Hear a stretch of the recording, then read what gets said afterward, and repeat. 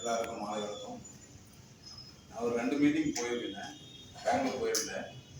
போன பின்னாடி எனக்கு இந்த நீங்கள் சொன்னீங்களே அந்த மாதிரி எனக்கு இருந்தது, இந்த கை வலி இருந்தது. இங்கேருந்து இங்கே வரைக்கும் வந்து சரியாக ஃபங்க்ஷன் ஆகாது. நான் வந்து டிரைவராக தான் இருக்கிறேன். வேலை செய்ய முடியாமல் இப்போ 1 இயராக வீட்டில் இருக்கிறேன்.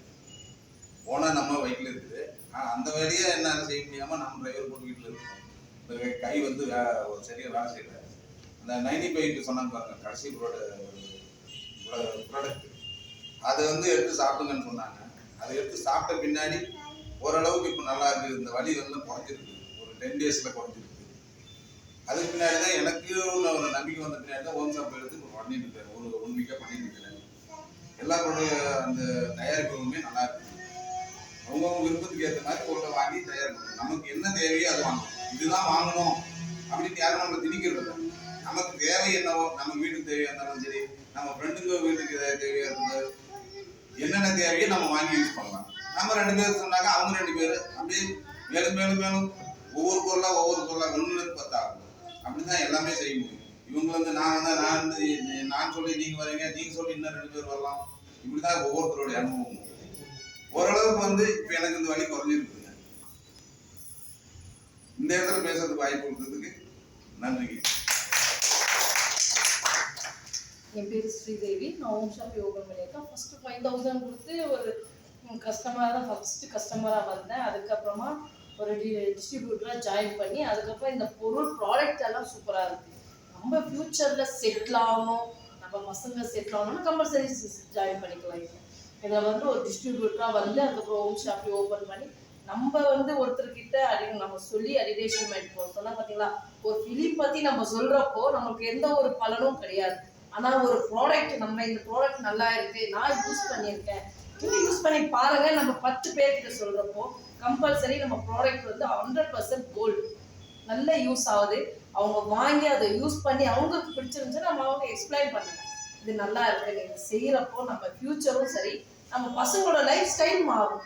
மெயின் அதுக்காக தான் நான் இந்த பிஸ்னஸை எடுத்தது. ப்ராடக்ட்டும் சரி, இந்த பிஸ்னஸும் சரி, கோல்டு கம்பல்சரி எல்லாருமே சேரலாம், பண்ணலாம். இதை வாய்ப்பு கொடுத்ததுக்கு நன்றி. வணக்கம், மாலை வணக்கம். நான் வந்து தருமபுரி கிருஷ்ணகிரி மாவட்டம் தாலுகா. நான் வந்து விவசாய குடும்பத்துக்கு பிறந்தவன் தான். எனக்கு வந்து இதை பற்றி தெரியாது. முந்தெல்லாம் மோகன் சார் சார் வந்தாங்க, அப்போ நான் கண்டதில்லை. ஏற்காட்டு மீட்டிங் போன பின்னாடி தான் இது கண்டாந்து பார்த்துன்னு தெரியும். அதுபடி வந்து இதில் ஹோம் ஷாப் எடுத்து ஓப்பன் பண்ணி இப்போ 4-5 ஹோம் ஷாப் ரெடி பண்ணியிருந்தா. நான் வந்து இப்போ பொம்பளைக்கு சுகர் 400 இருந்துச்சு. இப்போ அந்த 95 கொடுத்த மாதிரில இப்போ 100 நார்மல் ஆயிடுச்சு. அதனால் நான் பிடிச்சி இப்போ சேர்த்து ஹோம் ஷாப் எடுத்து கொடுத்துருவீங்களா? வருமானம் எவ்வளோ? 10,000 ரூபா சார்.